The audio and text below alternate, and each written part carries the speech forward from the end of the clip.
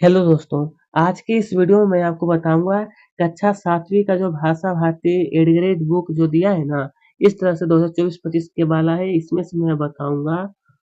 इस वीडियो में दोस्तों जो है ना, आपको पाठ नंबर 20 जो जो दिया है, क्या है, महान वैज्ञानिक डॉक्टर चंद्रशेखर वेंकट रमन, इसके बारे में मैं आपको सभी इसके अंतर्गत जो प्रश्न पूछे गए वो मैं आपको बताऊंगा। चलिए, तो दोस्तों ये जो आप सब देख रहे हैं, आपके लिए पीडीएफ बना दिया हूँ ताकि कोई भी दिक्कत ना रहे। तुआ तुआ प्रत्यय वाला शब्द कौन सा है? तो यहाँ पर तत्व, महत्व, सत्व या फिर सत्तित्व।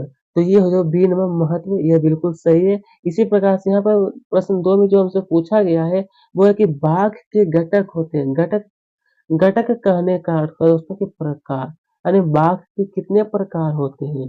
1, 2, 3, 4। ये जो 2 कितने हैं? 2 प्रकार।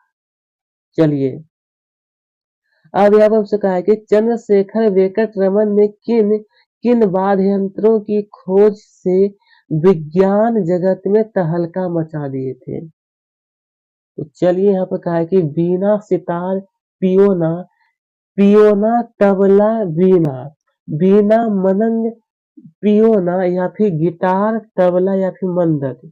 तो सी नंबर जो है वीणा, मंदक और पियोना, ये बिल्कुल सही हो जाएगा। ठीक है। इसी प्रकार से यहाँ पर हमसे कहा है नंबर प्रश्न क्रमांक 4 में कि चंद्रशेखर वेंकट रमन का जन्म हुआ था। उनका जन्म जो है वो एक वैज्ञानिक थे, तो उनका जन्म कहाँ हुआ था? चाहे पूर्वी भारत में, उत्तर भारत में, पश्चिमी भारत में या फिर आपको बताया कि दक्षिण भारत में। तो ये हो जाएगा दोस्तों में, दक्षिण भारत में उनका जन्म हुआ था। निम्न में से आविष्कारक कौन है? आविष्कारक कौन है? Munshi Premchand, Sachin Tendulkar, Thomas Alva Edison या फिर जॉन कोटर्स। तो C number Thomas Alva Edison, ये बिल्कुल सही है, ये एक आविष्कार किए थे।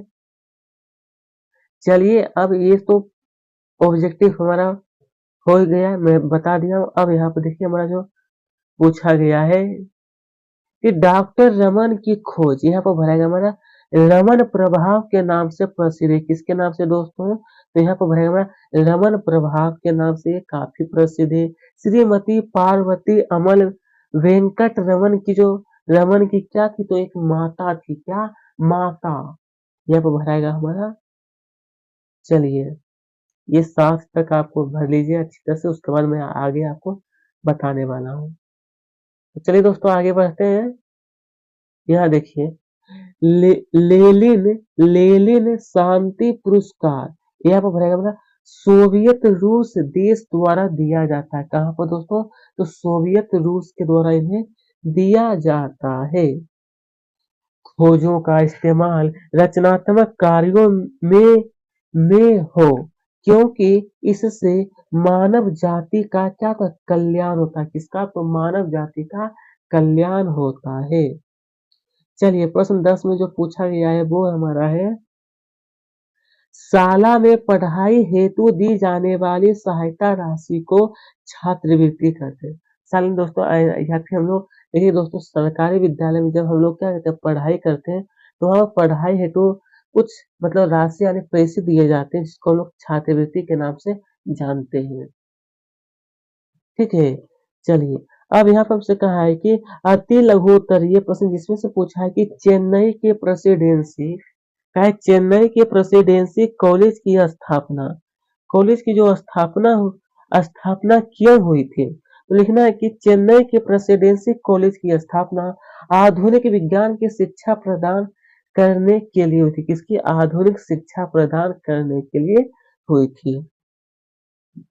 चेन्नई में प्रसिद्ध, ये काफी मतलब थोड़ा फेमस कॉलेज है। कॉलेज को हम लोग हिंदी में कहते हैं विश्वविद्यालय।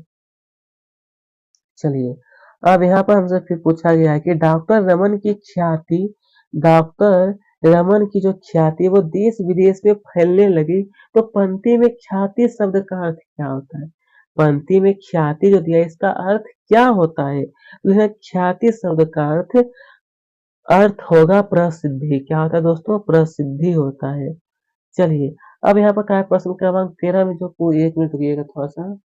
प्रश्न क्रमांक 13 जो है ना, इसमें पूछा गया है कि ब्रिटिश सरकार ने डॉक्टर चंद्रशेखर वेंकट रमन को सर की उपाधि क्यों सम्मानित किया? कौन? ब्रिटिश सरकार जो थी दोस्तों, तो लिखना है ब्रिटिश सरकार ने डॉक्टर चंद्रशेखर वेंकट रमन को सर की उपाधि से रमन प्रभाव की खोज के लिए सम्मानित किया था। किसके लिए? तो रमन प्रभाव की खोज के लिए सम्मानित किया गया था उन्हें।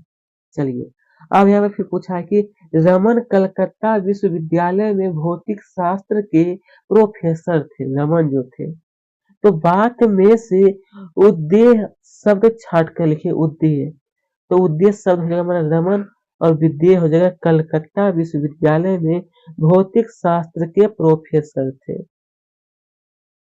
देखिए, इसी तरह से आपको भी लिखना। देखिए, मैं आपको ज्यादा बड़ा उत्तर भी नहीं बताता हूँ। चलिए, अब यहाँ पर फिर हमसे कहा है कि लघु उत्तरीय प्रश्न, जिसमें से हमसे पूछा गया है ना, प्रश्न 15 में कहा है किस प्रकार के कार्यों के लिए राष्ट्रीय विज्ञान दिवस मनाया जाता है? किस प्रकार के कार्यों के लिए?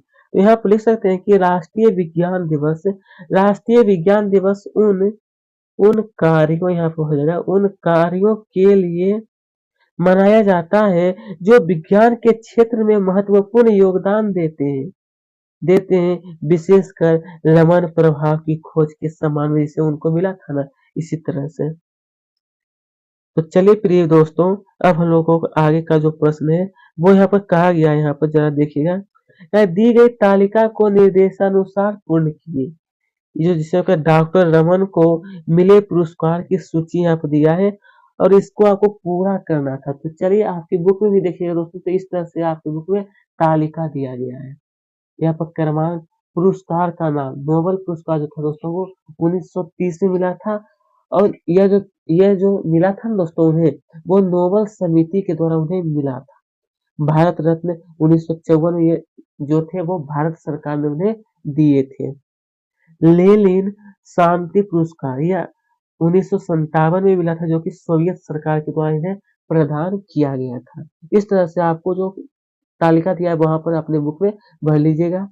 अब यहाँ पर जो हमसे पूछा गया है ना कि दिए गए उपसर्ग प्रत्यय में शब्द जोड़कर नए शब्द बनाइए।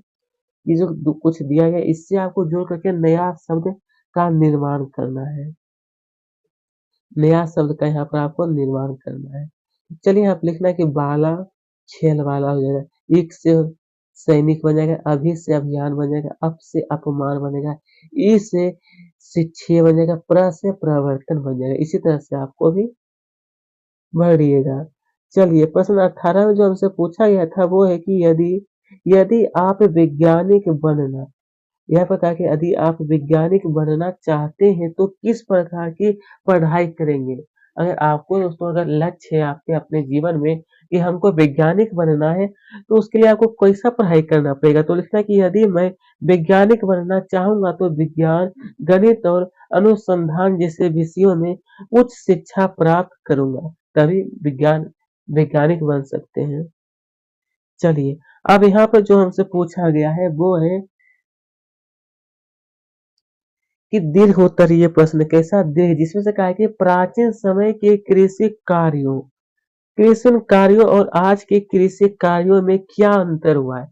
पहले के समय में खेती किस तरह से किया जाता था और अभी के समय में, और अपनी समझ से आपको बताना है। तो लिख सकते हैं यहाँ पर कि प्राचीन समय के कृषि कार्य अधिकतर मानव श्रम मानव श्रम पर आधारित थे और प्राकृतिक संसाधनों पर निर्भर रहते थे। लेकिन आज के कृषि कार्यों में आजकल देखिए दोस्तों, आधुनिक समय में क्या अधिक से अधिक मशीनों का उपयोग किया जा रहा है, उर्वरकों और आधुनिक तकनीक का उपयोग किया जाता है, जिससे उत्पादन क्षमता बढ़ गई है।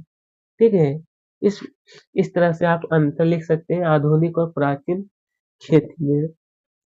कृषि या खेती एक ही बात है। चलिए, अब यहाँ पर क्या है, आपके दैनिक जीवन में, यहाँ पर क्या है, आपके दैनिक जीवन में दो वैज्ञानिक अवधारणाओं के प्रयोग के बारे में बताइए। तो यहाँ पर लिख सकते हैं कि तो आपके जगह यहाँ पर करना हमें, सॉरी, यहाँ पर से लिखना है कि आपके दैनिक जीवन में दो वैज्ञानिक अवधारणाएं।